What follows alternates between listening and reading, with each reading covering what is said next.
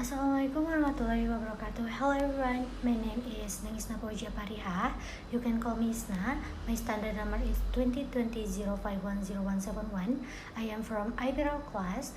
In this video, I will explain about Islamic politics in the state of Indonesia from the Maqashid Shari'ah Perspective. This video is for additional excitement for the Islamic political talk course. But guys, before that, I will apologize if you heard the sound of passing bicycle because my current position is close to the highway. So guys, without further ado, let's get started to the video. In this video, there are 3 chapters that will be explained. In the first chapter, which is about politics, I will explain the meaning of politics and also Islam. In the second chapter, regarding to Maqashid Shari'ah, here will be explained its meaning and also 5 forms of Maqashid Shari'ah.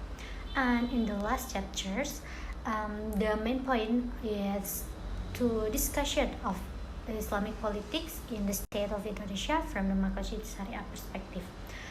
So, definition politics.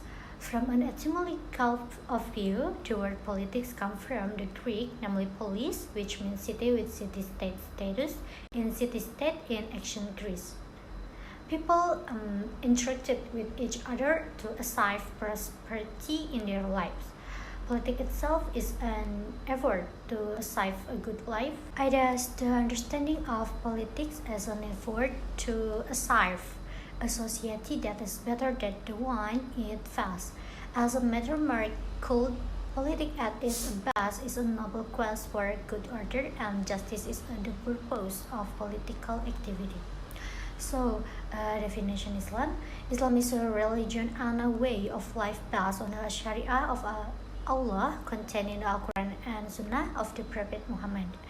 Everyone who integrates himself into Islam is obligated to form his entire life and life based on the Sharia contained in the Al-Quran and also Sunnah. As revealed by Yusuf Qaradawi, the divine law contained in the Quran and Sunnah are the 2 pillars of the strength of Islamic society, and Islam is a way of life and social order that has integral comprehensive relationship with the ideal life of Islam, which is reflected in the dynamics of Islam, which is an all-encompassing law. So, next is chapter 2 about Maqashid Shari'ah. Linguistically, the word Maqashid itself comes from the word Maqasud, which means goal or target. Departing from this meaning, some scholars have a different understanding or definition of Maqashid Shari'ah. Al-Fasi, for example, according to him, Maqashid Shari'ah is the goal or secret of God that is in every Sharia law. In general, Maqashid Shari'ah has a purpose for the good or benefit of mankind. This goal is in line with the purpose of God, namely goodness. The benefit referred to in this case includes everything in human life. This includes human substance and the basic need of life, as well as other needs that human needs. It also includes some emotional and intellectual qualities, as well as absolute understanding. So as is now, there are 5 Maqashid Shari'ah which have been put forward by scholars, namely Hifdun ad-Din, Hifdun an-Nafs, Hifdun al-Aql, Hifdun an-Nas, and the last one is Hifdun al-Mal. About Hifdun al-Mal, this is like protecting wealth is to ensure that the assets you have do not come from unlawful sources. So, and ensure that the treasure is obtained in a way that is pleasing to Allah, not by means of vanity. So guys, let's move to the main chapter. So, the idea of the relation between Islam and the state has always been an actual discourse in Indonesia, although it has been debated several years ago and has experienced to fluctuative discourse in the political arena in Indonesia. But this discourse always survives at certain moment. It is almost certain that this tension and debate will arise before the election, because this moment is a great opportunity for all groups who want to fight for their political aspiration, whether they have nationalist or Islamic ideologies. So, since Pancasila was used as the basis for the former ideology of the Republic of Indonesia in 1945 by Soekarno, Pancasila has become an inevitable part of political debates by politicians and oligarchy, especially Islam. In Indonesia itself, with a government system that is democratic in nature, sometimes it's caused a reaction in some people who thinks that the government system is inappropriate to be implemented in Indonesia. They argue that the Caliphate system as at the time of the Prophet is more appropriate if you want to enforce Islamic law in Indonesia. The next problem will arise for those who are non-Muslim who don't agree with the Caliphate government system. Thus, it is feared that it will cause the greater harm because it threatens the integrity of the country. Of course, this is not what is desert in Islam. The teaching of Islamic itself, apart from being sourced from the Quran and Sunnah.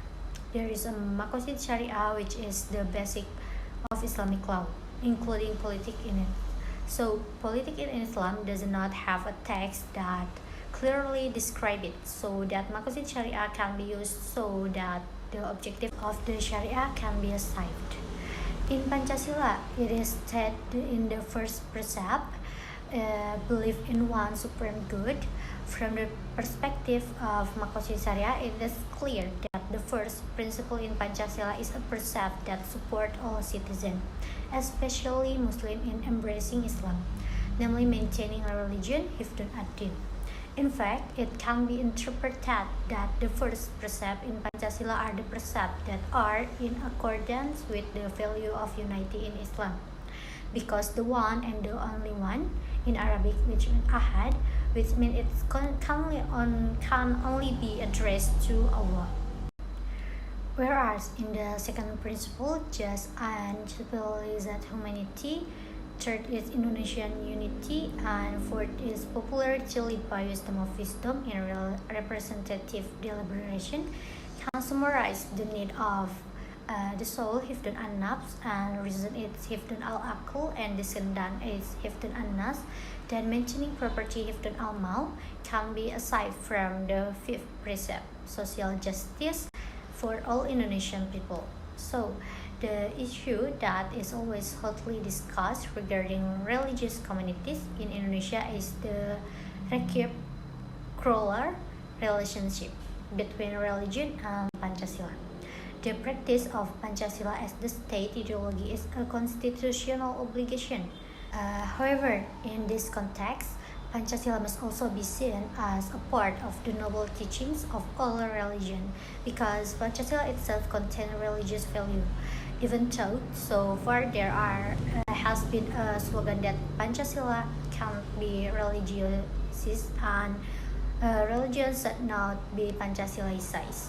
So, in the face of power and the state, Islamic politics in Indonesia is often in a delusional position. The dilemma faced involves the tug of war between the demand for definitive self-actualization as a majority group and the reality of political life, which is not always conducive to such self-actualization. As a result, Islamic politics is faced with several strategic choices, each of which has its own consequence. So, one of the political issues that often places Islamic groups in a dilemmatic position that is often faced by Islamic politics is the positioning of Islam vis-a-vis the state based on Pancasila. Although Muslims have a very big role in upholding the state through a long struggle against colonialism and upholding independence, but to fill an independent state, Islamic groups are not always in a decisive position. So, the implementation of Islamic politics in Indonesia, although it cannot be implemented kafah because of the diversity of religion, it's a culture that it has does not rule out possibility that it will be implemented in a perfect way, provided that the implementation Implementation of politics does not cause conflict that can destroy the integrity of a country, because the most important thing is the rules and regulation. Existing rules and policies that have been implemented in Indonesia don't conflict with Maqashid Shari'ah. So, in other words, Maqashid Shari'ah can still be achieved properly. The integrity of the people can also be well maintained. So guys, I think that's all from me. I'm sorry if there are any mistake. Thank you so much for watching. Wassalamualaikum warahmatullahi wabarakatuh.